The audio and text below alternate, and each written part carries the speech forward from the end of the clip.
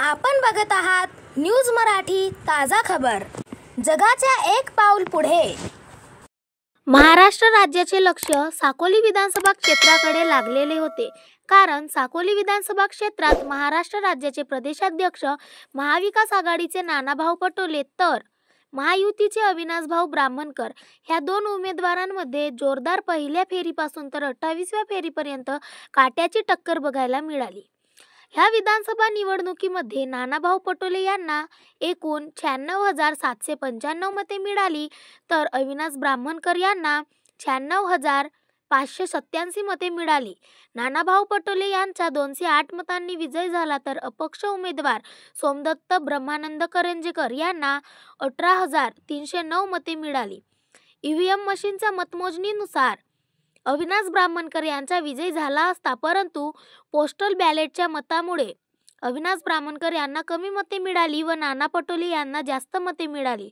अविनाश ब्राह्मणकर यांना जनतेने स्वीकारले, परंतु पोस्टल बॅलेट पेपरने नाकारले।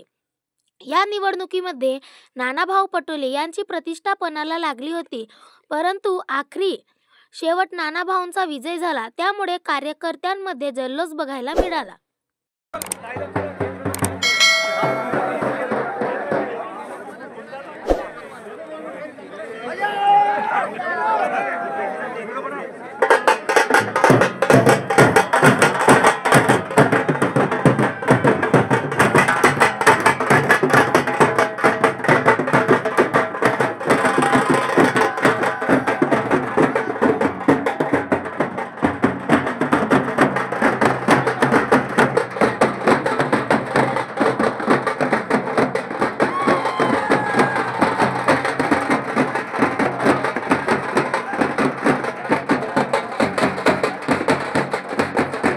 अशाच नवनवीन आणि ताज्या बातम्यांसाठी आजच आमच्या चॅनलला सबस्क्राइब करा आणि बेल आयकॉन दाबायला विसरू नका।